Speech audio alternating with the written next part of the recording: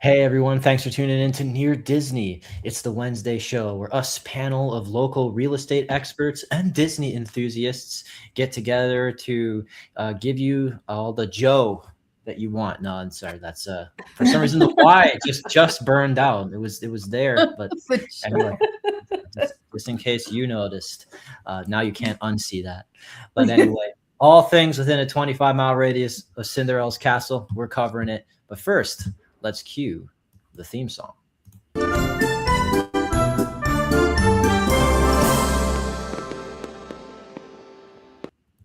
All right, the fireworks are popping, so we are going to start popping off here.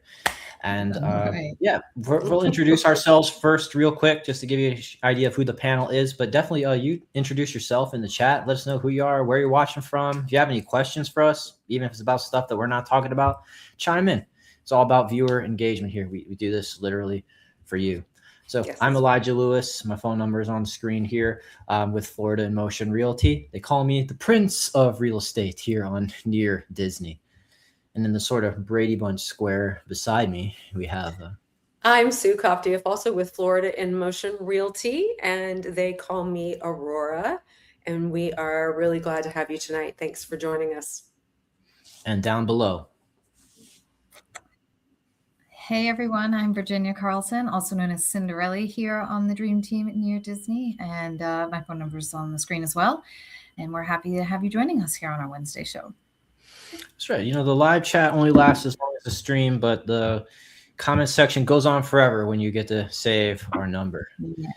So right. I will just throw it over to our first topics here. We got some Disney and Universal updates for you before we got an update for you on Hometown Heroes coming back. So definitely stay tuned for that. But, you know, we always like to do something fun. So I guess you might have heard that Universal City Walk is doing retro nights, and that's at the Red Coconut Club. Party runs Wednesdays through Sundays from May 8th to July 18th, starting at 6 p.m. So if you go into the Red Coconut Club, it's got that like 80s vibe and all that fun iconography. These like morbidly shaped disco balls, lots of neon, black light. All that's good. Our CRTVs here, so this just kind of sounds like a cool lounge to hang out after 6 p.m. And what I love about 6 p.m. as the timeline for this is that is when parking is free at Universal. So don't show up. Don't be fashionably late. Don't show up early because you're going to pay for it literally. The Coconut Club. Let us know if you've checked this out yet, or if you think this is hip. These are some fun pictures out. Like got these like Instagram walls. You are gorgeous. So that's fun. And then of course, also a little update for Universal. This says that Universal Orlando is closing Thunder Falls Terrace in Jurassic Park for a new signature restaurant. So Thunder Falls was part of like the Jurassic World section is in Islands of Adventures, and it's going to permanently close this summer as they prepare to transform into an all-new dining concept. So it's going to be a reimagined venue, new signature full-service restaurant for Islands of Adventure, and it's scheduled to debut actually in 2027. So not everything can have quite the fast turnaround time that the Muppets did when they took over the Rock and Roller Coaster in like a matter of months. Yeah. I heard it was just last Saturday that the Muppets Rock and Roller Coaster had its like preview showing. So if you in the chat, if you got a chance to like get in on that preview, if you've already got the sneak peek of it, let us know what you think of the Rock and Roller Coaster with the Muppets Mayhem guys. But yeah, you know, they were this Thunder Falls was known for rotisserie chicken, ribs, outdoor seating, you know, looking at the dinosaurs. So basically the new restaurant could be opening at the same time that the Mythos restaurant closes in 2027. So the new thing could refix because they're redeveloping the Lost Continent area and maybe into something a little more spicy and relevant. But you know, we all have fond memories checking out that place. So. And then on the Disney side of things, Cinderella's castle painting is basically almost complete. We're hearing from Blog Mickey. That's a really good vlog for just daily Disney World updates. Basically, that they're giving it back to like that vintage color, not so pink anymore, bringing back that classic white. And it's just you're gonna get if you're gonna plan your photo op moment, like you're gonna propose in front of the castle or something, and you don't want to see like it being like mid paint or with like scaffolding around it, so just give it maybe a little more time and it's gonna be picturesque, literally. Exactly. So, yeah, absolutely. So the timeline of the 2026 repainting is expedited. Glad to see that they're on schedule. This does look beautiful here. I like the white. I much prefer it to. Yeah, it does look a lot better. Because here it is. Here's the contrast. I was trying to find a picture to like. So yeah, this was the pink. Yeah. And just that vivid contrast. To me, this is just a little more elegant. Yes. Yeah, it looks so regal. That's white. Just like the movie. It makes it look bigger too. So yeah, when the 50th anniversary celebration launched in 2021, the pink castle was already in place and simply absorbed into the festivities with a 50 medallion added all over the clock face. And basically that was removed in 2023, but the pink color scheme remained and no more. So basically, they got the whole progress line if you want to check that out on paragraph by paragraph. May 2026, April, March, February. Wow. I tell you, the Disney, the blog Mickey people, they do not mess around. This is their passion here. Serious stuff. Awesome. So I will jump in to kind of reshift us to the real estate side of things now. This is a post that was shared by basically the latest scoop from friend of the show, Nick Mucci-Grosso, about the return of the Hometown Heroes lending program for this year. Basically, it was a popular Florida housing option. And just to recap, 2025, they reduced the funding from 100 million to 50 million, but that's still a considerable amount of resource available to people.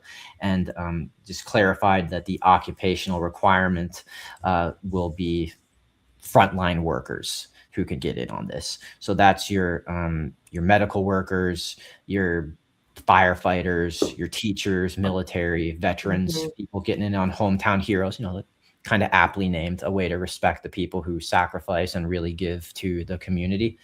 And so, yeah, definitely, if that sounds like you, let us know. We'll put you in touch with some good lenders who can see if that's a good fit for you. But yeah, that he just got this update from the Mortgage Maker Association of Central Florida. It's a way to get like money toward down payments and closing costs for just, as a thank you for your service kind of thing for this occupation. So yeah, sounds like 2026 is going to be the same as what 2025 was. They're expecting, because that you see like here, it's kind of blank, but the Florida legislature is in session now about it. And all the whispers are saying it's kind of going to match what 2025 was. And also that we expect the program to be back in line and funded by July 1st, 2026. So hey, maybe you want to start getting saving our phone numbers, getting in touch with that.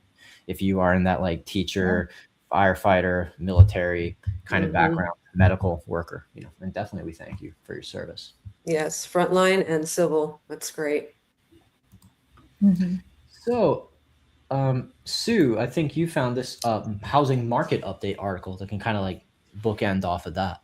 That is me, yes. So the 2026 Florida Realtors president, Chuck, has talked about seeing encouraging activity across the market. Pending sales have risen in both segments as far as single family homes and townhomes. And so if you want to just scroll down to that graphic there, Elijah, it really kind of really explains it pretty well. Our active inventory in both those categories, single family homes, townhome, and then townhomes and condos, dropped 14% from a year ago. So we were in overabundance, but now everything seems to be like getting a median feel for the market and centering off, not drastically changing, especially with prices. You can see there the median sale price for single family homes is up 1.8% to 420,000, and the median sales price for townhomes and condos is still staying at 315,000. That's what we were seeing before.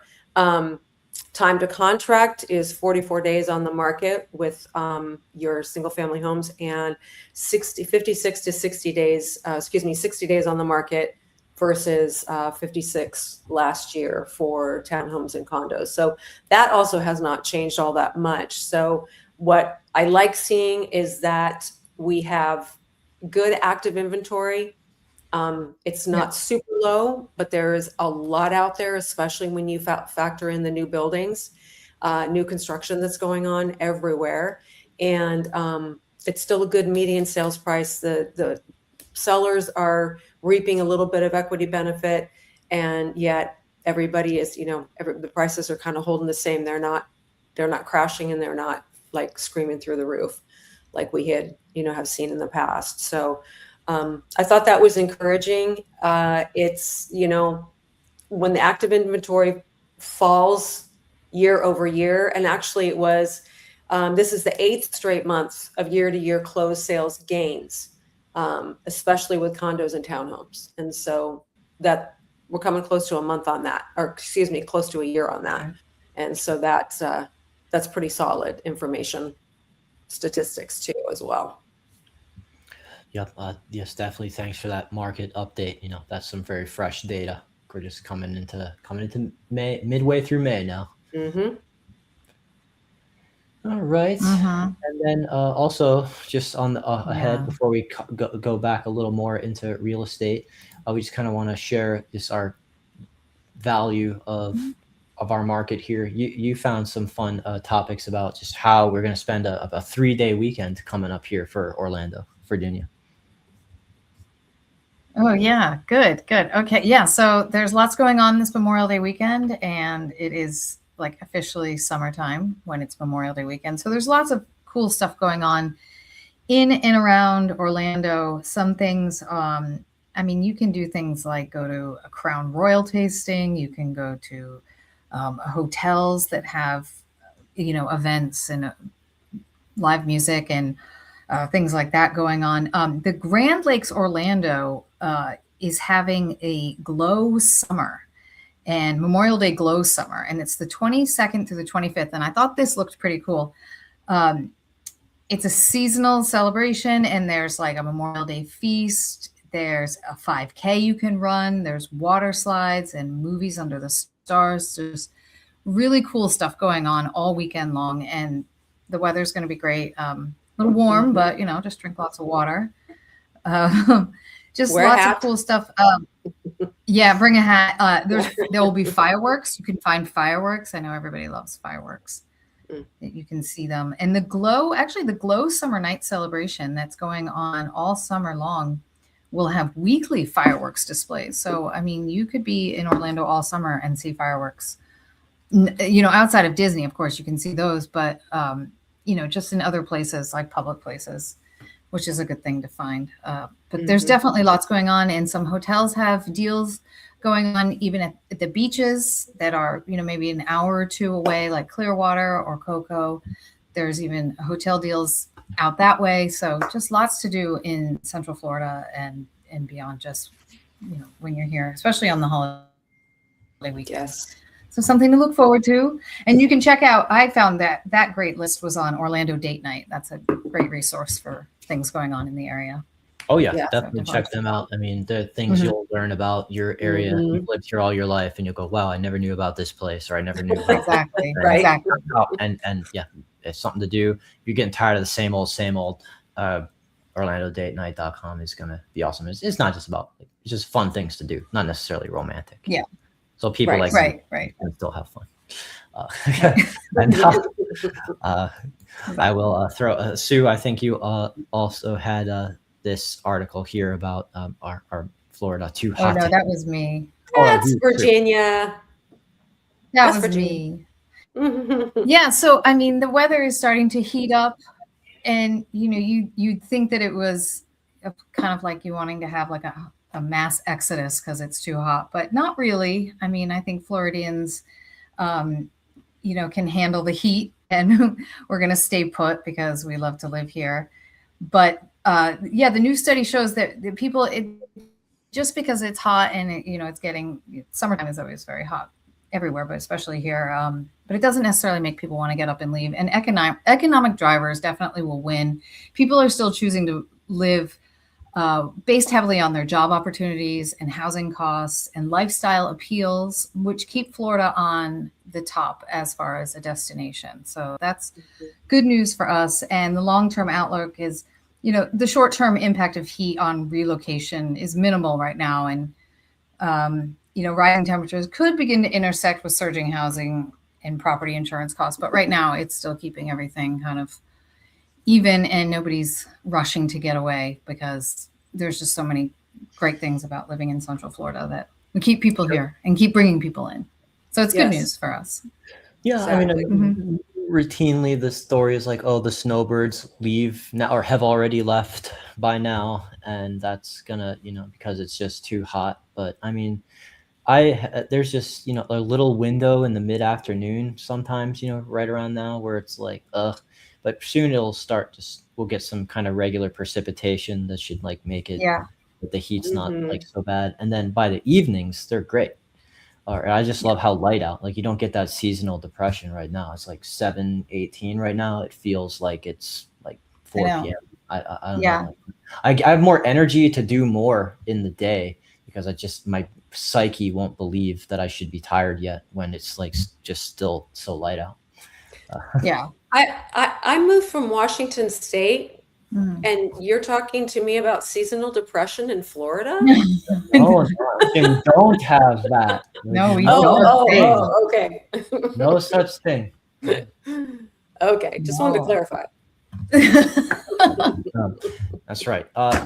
This was an interesting article. It says study finds greater savings in buying new homes versus old. We always help everybody with every kind of resale property, as well as hooking you up with new construction opportunities and negotiating for you there. But we all have to sell the benefits of both, and this one is highlighting the benefits of new home builds. It says you can save an average of $25,000 over the first 10 years of ownership compared with those who purchased 20-year-old homes. Realtor.com statistic. The savings are primarily from the lower utility costs from newer energy efficient construction and the delayed replacement of major systems like HVAC, roof, and water heaters.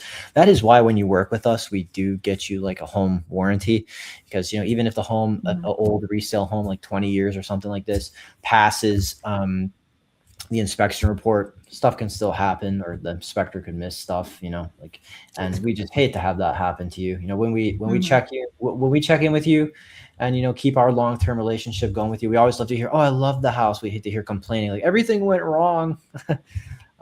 So anyway, less demanding codes and milder weather of the South doesn't produce the same level of savings, even though the region has the most active new construction market. Home ownership is not a one-time expense, of course. Ongoing costs of owning a home are where the new construction really shines, especially when like the statistics say that Americans generally live in a home for like 4 to 7 years before they move on to a new housing need. For upsizing, downsizing, right sizing. So if you just got it right at the beginning, enjoyed it for the ripe sweet spot, and then anything else can just that you did that unknowingly can just hopefully be absorbed by the next owner. But anyway, 10 years of savings from buying new construction can fully cover the price premium over existing homes in 16 of the 30 largest metropolitan areas. So and especially in the South and the West. So I just thought that was cool. I want to use it as an opportunity to even highlight the new construction opportunities in where our office is. Celebration Florida, Island Village just released this past week the Canopy series of home floor plans. So some nice homes in like the more luxury market. You see where these green lots are tucked in this part of phase 2 of Island Village. There's going to be even more phase beyond this. But basically you're seeing homes that are larger lots here compared to these smaller in the middle, homes that have water in the back of them, So these are very limited. Nice. Obviously, you're seeing all this around here, and these are the ones that kind of have these coveted lots. So if you're kind of in the more premium price point, like these won't be like the biggest mansion estate homes or anything in Celebration, but these will be larger floor plans and will command lot premiums. Just good to know that. Definitely get in touch with us, because there's people who have been kind of waiting to pounce on these opportunities for a while.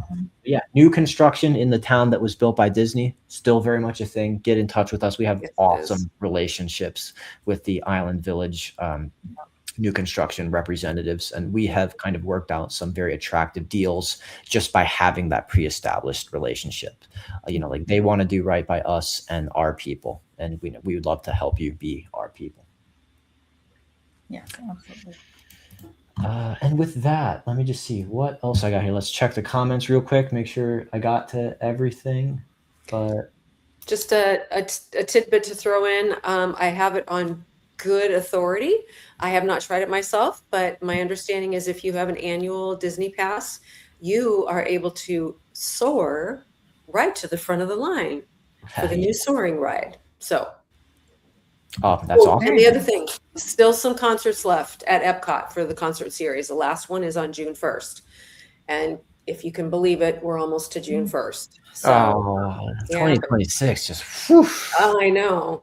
But check out the calendar on the summer concert series, Garden Food and Garden Festival at Epcot. Sorry. They have so many festivals. I'm mixing them all together. Oh yeah. Yeah. Absolutely. Well, thanks for that. You're always good on top of that. I saw some shows at City Walk lately. I've kind of renewed my Universal pass this year, but yeah, I'd love to get back into Epcot soon. Yep. I know, me too. I love Epcot.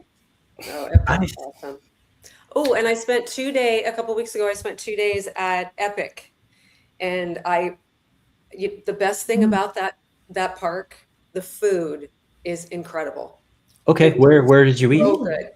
We ate at both of the restaurants inside Harry Potter Land. So it was the German restaurant, and then the cafe, which is a French name. I can't remember the name of it, but both really good. And the service was so good, and people were so happy to be there helping you. Yeah, it was really great. So that's great. Not a Disney thing. But I mean, you always wonder, Yeah. They say that the better the devil you know. And people will just say like, oh, let's just not eat at the park at this place, I don't know, and let's just get like Chipotle after or something, Yeah, price. But you miss out because you just wonder, is it going to be too expensive? Is it going to be any good? Is it just like the bait and switch of park food? But so when we actually have these testimonials and can vouch for these places, I think the viewers find that very helpful. Yeah, no, the food was very reasonably priced. Totally worth staying in the park. Like to the point of where my husband and I said, we could just come in here and have dinner. Yeah. So pass? Why not? Oh, actually, Epic not yet. Epic doesn't have passes. Not yet. Yeah, I'm hoping that's my big dream, my make-a-wish for 2027. Pie in the sky. If they could find a way to add the Epic universe to the Universal Pass, I don't know. Maybe I'll have to wait till 2028. But I loved it when I went there once. I didn't see everything, so I do have to get back and keep got a few more rides and a few more restaurants. Apparently. And with that, I think we will wrap it up here. Our phone numbers are on the screen if you want to get in touch with us after the show. Any questions about the Central Florida real estate market, Celebration Florida, all that, anything we talked about. And hit the like button. Please subscribe. We're on the path to 10,000 subscribers, and you can really help us get us there, and that'll help us fuel to continue to bring you really good content, especially when we go out and we bring our professional production team to go out into Central Florida and create these showcase videos for neighborhoods and lifestyles for the Friday show that we do in the afternoon.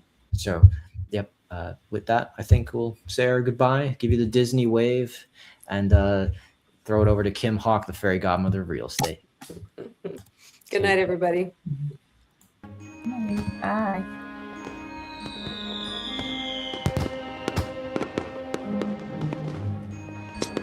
Make sure that you subscribe and like so that we can continue to give you up-to-date information on all things that are going around the 25-mile radius of Cinderella's castle, because this is truly a magical place to live.